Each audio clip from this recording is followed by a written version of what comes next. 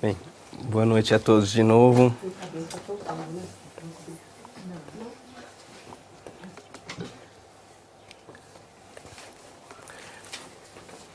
Hoje a gente vai se debruçar sobre o capítulo 13 do Evangelho, que se intitula Não saiba a vossa mão esquerda que dê a vossa mão direita. Mas a gente vai para a segunda parte do capítulo, que se intitula Os Infortúnios Ocultos. E o que é isso de infortúnios ocultos que ataca todo mundo e o que é que a gente pode fazer para nos ajudarmos nessa situação. Mas vamos pegar no início do Evangelho, em que não saiba a vossa mão esquerda e o que deu a vossa mão direita, e vamos ler o que é que diz o Evangelho. Tende cuidado em não praticar as boas obras diante dos homens, para serem vistas, pois do contrário não recebereis recompensa do Pai, que está nos céus. Assim, quando derdes esmola, não façais tocar a trombeta diante de vós, como fazem os hipócritas nas sinagogas e nas ruas, para serem louvados pelos homens. Digo-vos em verdade que eles já receberam a sua recompensa. Quando derdes esmola, não saiba a vossa mão esquerda o que faz a vossa mão direita, a fim de que a esmola fique em segredo e vosso Pai, que vê o que se passa em segredo, vos recompensará. Mateus 6, versículos de 1 a 4. Ou seja, nessa parte Jesus já nos vem falar claramente de que a caridade deve ser uma caridade oculta,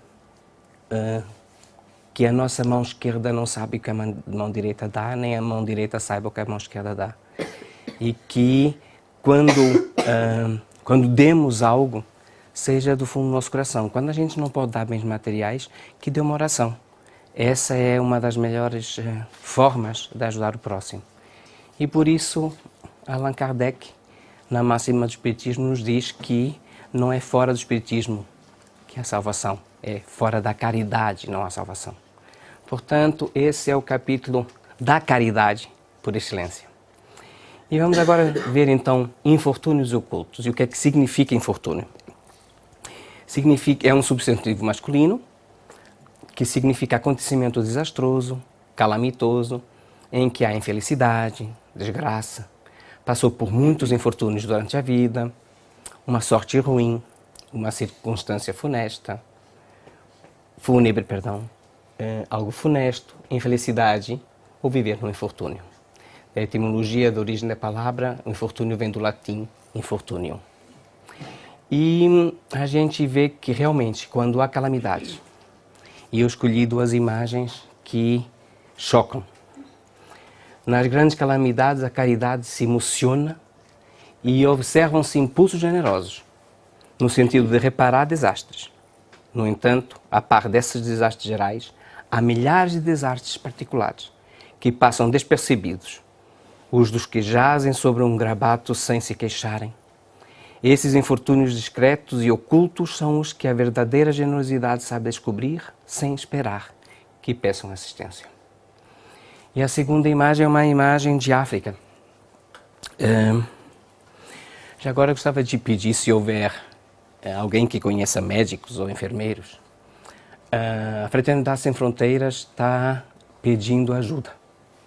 Em Madagascar, atacou um vírus de sarampo nos grupos de trabalho da fraternidade e, infelizmente, as crianças estão morrendo, porque o sarampo mata quando não há tratamento e quando não há vacina.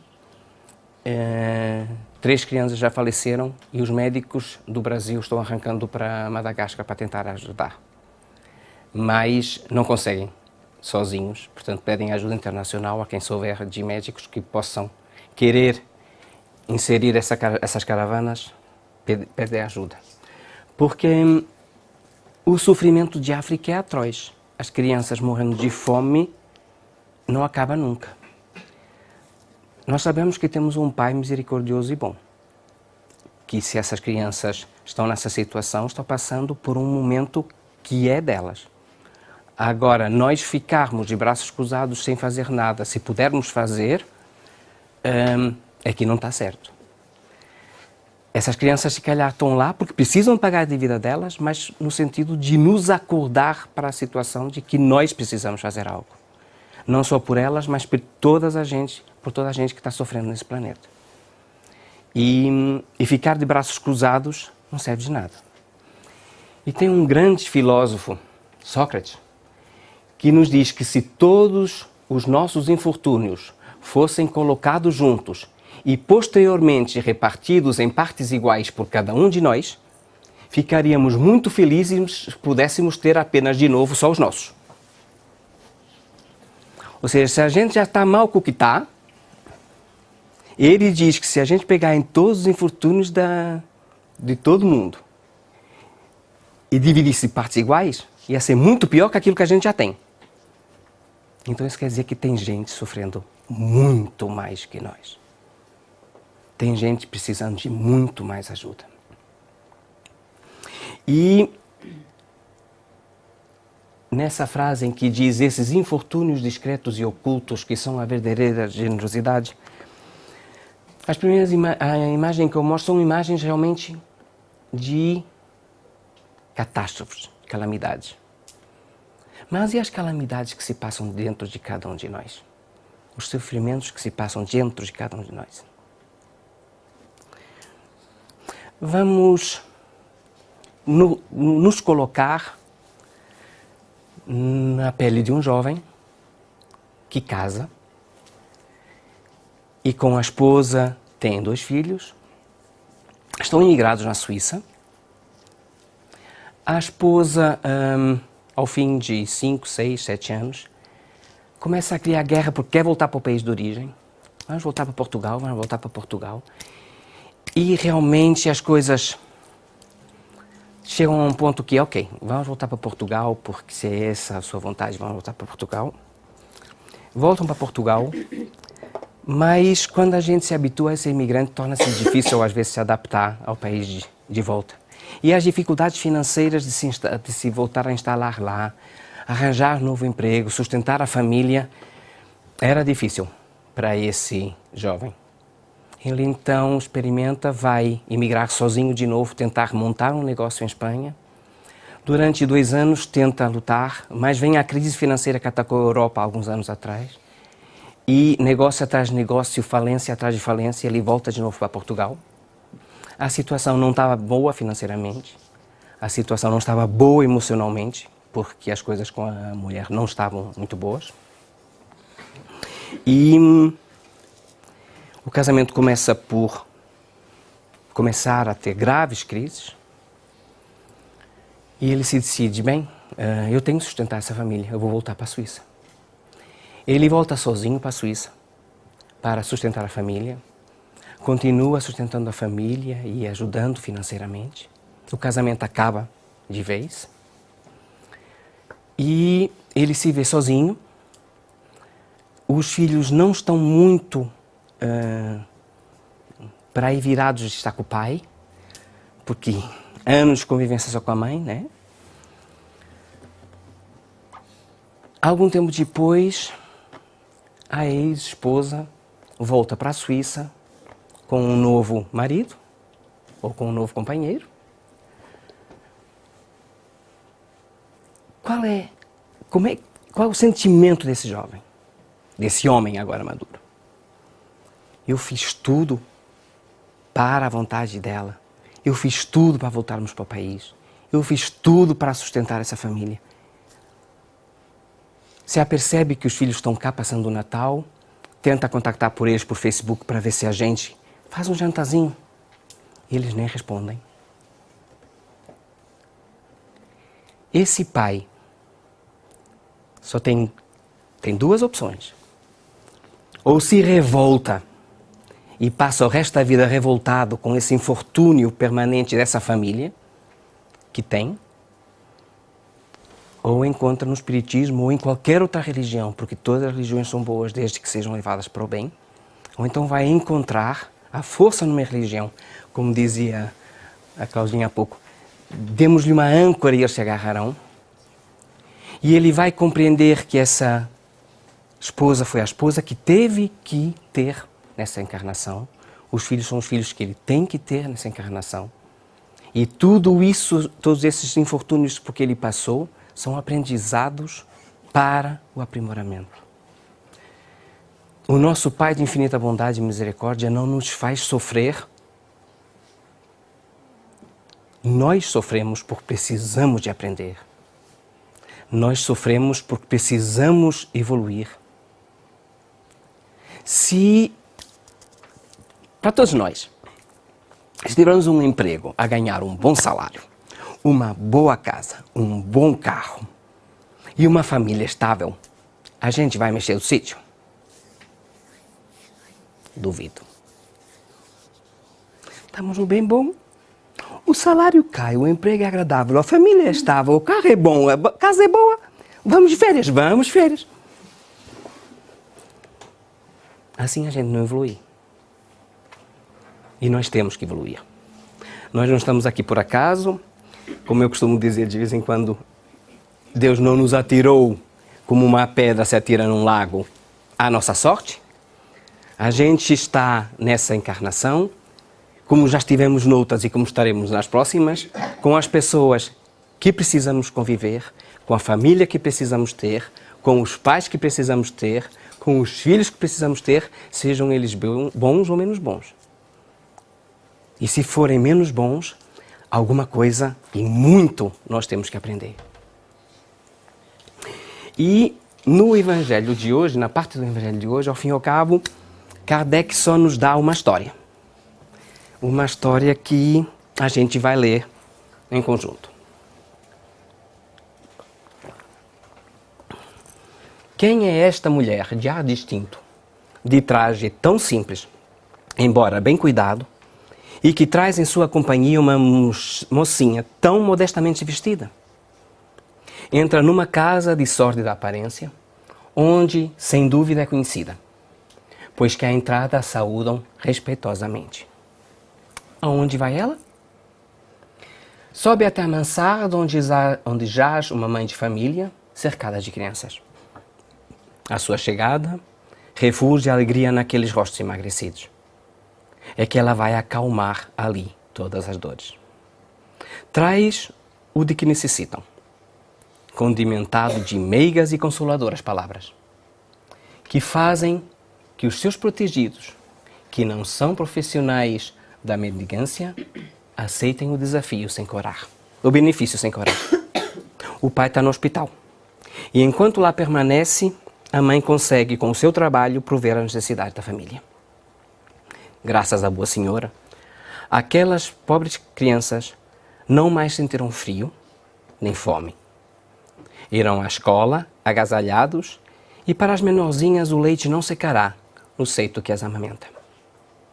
E se entre elas alguma adoece, não lhe repugnarão a ela, a boa dama, os cuidados materiais de que ela necessita. Dali vai ao hospital levar ao pai algum reconforto e tranquilizá-lo sobre a sorte da família.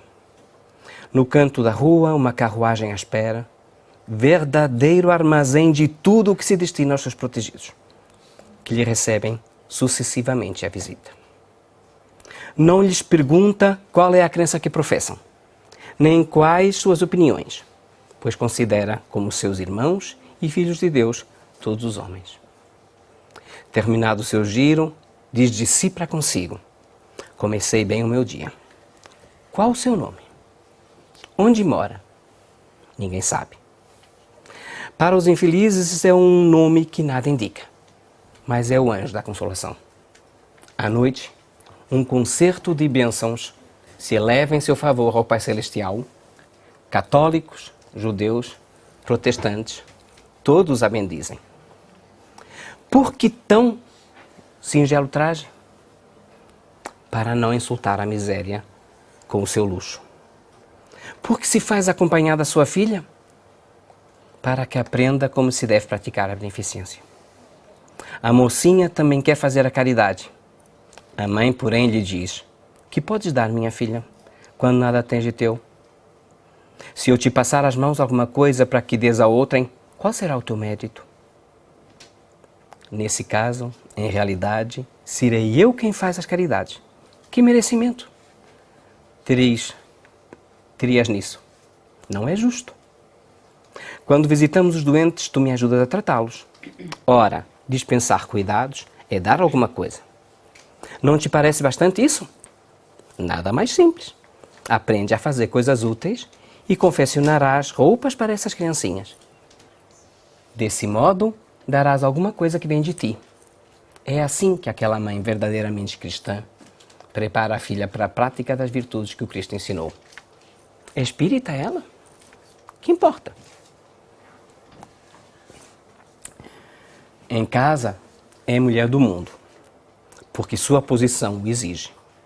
Ignoram, porém, o que faz, porque ela não deseja outra aprovação além da de Deus e da sua consciência. Certo dia, no entanto, imprevista circunstância, levou-lhe à casa uma das suas protegidas, que andava a vender trabalhos executados para suas mãos. Esta última, ao vê-la, reconheceu nela a sua benfeitora. Silêncio, ordenou a senhora. Não digas a ninguém. Assim falava Jesus. Esse é o exemplo da caridade. Esse é o exemplo da mão direita que dá sem que a esquerda saiba. É alguém que se veste normalmente, mesmo que tenha muitas posses, arranja a forma de ter um carrinho ligeiro para poder levar as coisas e ajuda aqueles que necessitam. Essa é a caridade que todos nós precisamos. E Marco Prisco, através de Valdo Franco, nos fala sobre esse capítulo. E no capítulo 30 de um livro que se chama Glossário Espírita Cristão. E nos diz, esse capítulo se intitula Necessário e Supérfluo. E começa assim. Quem é esta mulher de ar distinto, de traje tão simples, embora bem cuidado, e que traz em sua companhia uma mocinha tão modestamente vestida? Capítulo 13, item 4. A providência que lhe ensina a armazenar para o futuro é necessária, mas a disposição que o convida a acumular haveres é supérflua. São frases para que cada um de nós identifique o que é necessário e o que é supérfluo. Portanto, a previdência que lhe ensina a armazenar para o futuro é necessária, mas a disposição que o convida a acumular haveres é supérflua.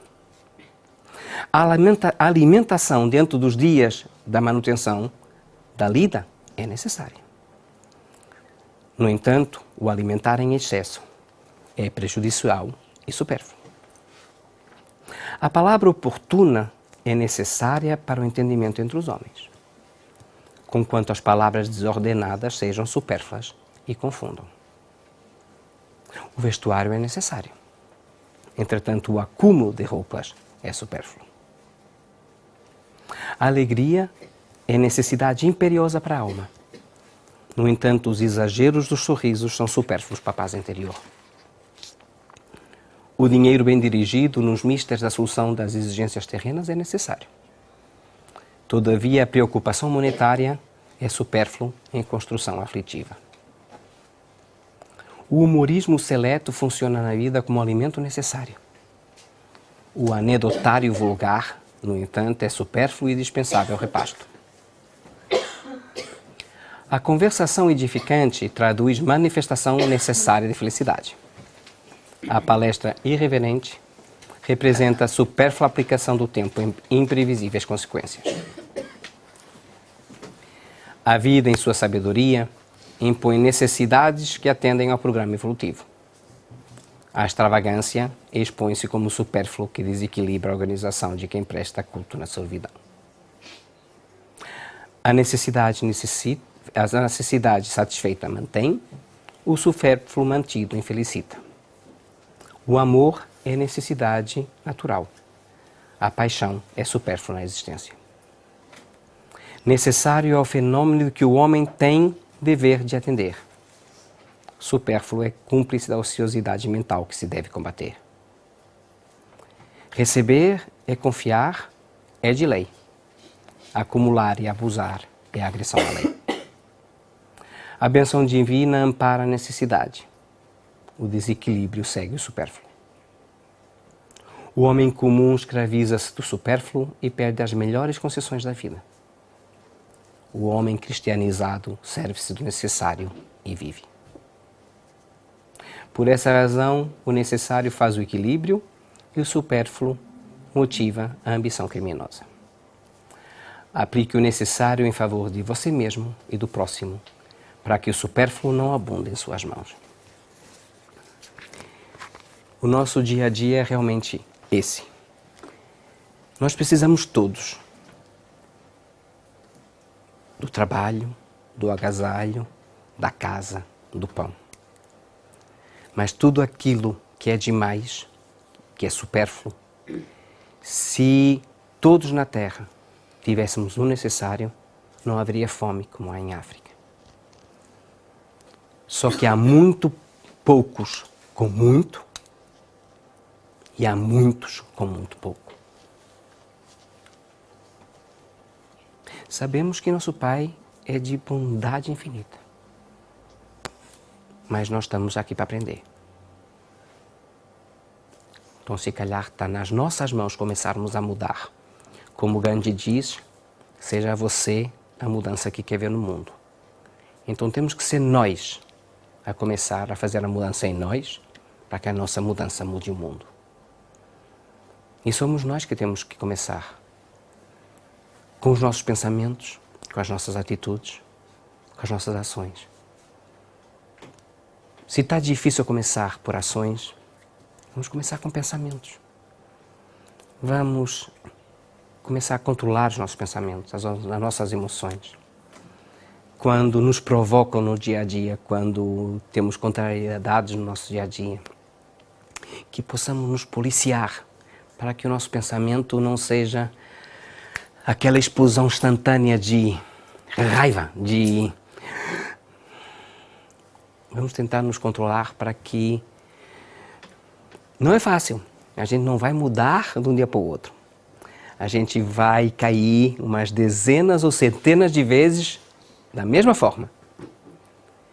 Mas o facto de a gente se policiar, de a gente se dizer não é assim, não é assim, o nosso psiquismo vai assimilar. E Kardec nos diz, quando todos os homens estiverem convencidos de que Deus é o mesmo para todos, de que esse Deus soberanamente justo e bom, nada de injusto pode querer, que não dele, porém dos homens vem o mal, todos se considerarão filhos do mesmo Pai e se estenderão as mãos uns para os outros. Se realmente tem tudo a ver com o tema que a Claudinha nos falou sobre materialismo. Aquele que é materialista e que só pensa nele, que a vida vai acabar e que depois o resto não importa. Esse acumula, porque é matéria aquilo de que ele vive.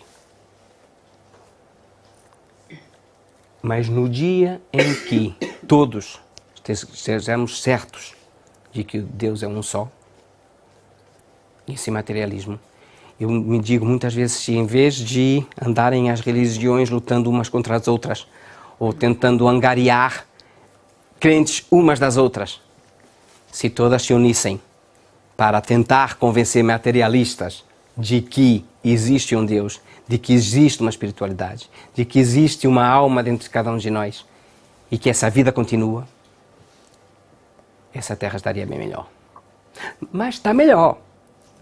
Ela está bem melhor hoje do que estava há algum tempo atrás. E é isso que nós temos, só que quando temos dúvidas do que é que está passando na nossa vida, quando a gente se pergunta, mas por que eu estou sofrendo isso? Mas por que eu? Olhemos 100 anos atrás, como é que era a vida na Terra? 150 anos atrás, como é que era a vida na Terra? Havia duelos, havia guerras, nos matávamos uns aos outros. Não havia humanidade. Hoje a humanidade está fraquinha, mas naquela altura não havia nenhuma. Ninguém pensava no vizinho. E a fome, e a peste, e as mortes inconsequentes que havia naquela altura. Falta de higiene, falta de condições de trabalho, falta de tudo e mais alguma coisa. Se olharmos há 100 anos, hoje estamos todos muito melhores. É certo, algumas regiões do globo ainda não desenvolveram. Está na nossa mão dar uma mãozinha para que isso aconteça também. Fraternidade Sem Fronteiras está angariando dinheiro porque aquilo que estamos fazendo em África é criando vilas e construindo poços artesianos para que as pessoas possam ter água para produzir os alimentos e poderem se alimentar. Porque o problema da fome em África é só falta de água. Mas a água está no subsolo, então só é preciso furar. Mas um poço artesiano custa dinheiro. Eles não têm como abrir. Então vamos abrir. Já construímos 17 poços artesianos.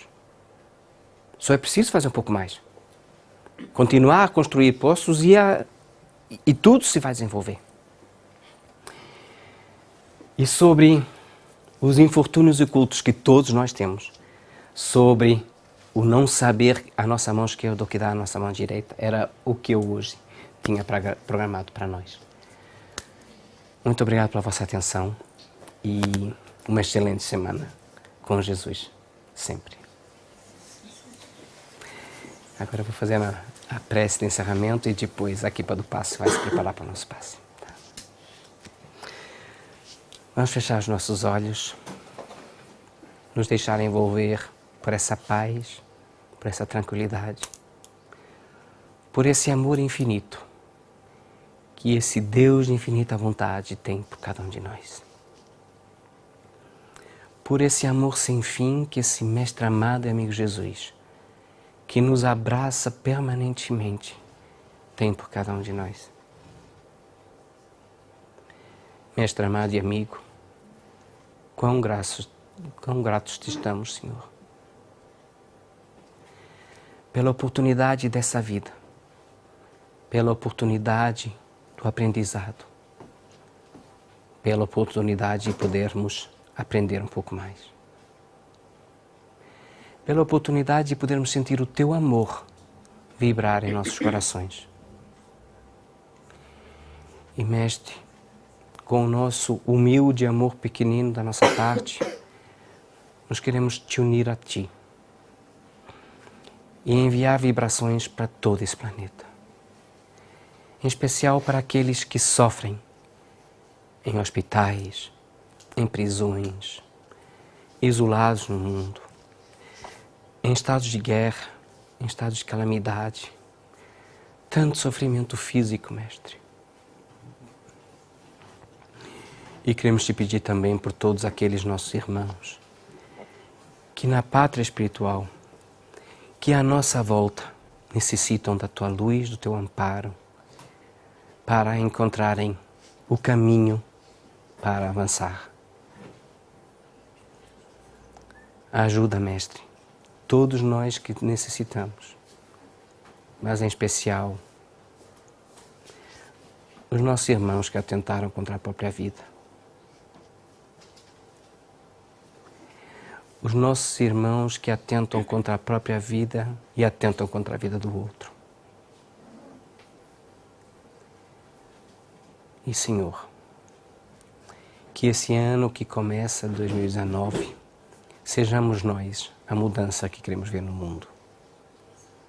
Que o Teu amor nos ilumine permanentemente e que possamos contigo e em Ti encontrar a força para melhorar essa psicosfera dessa terra. Obrigado, Mestre, e nós te damos graças hoje e sempre. Que assim seja.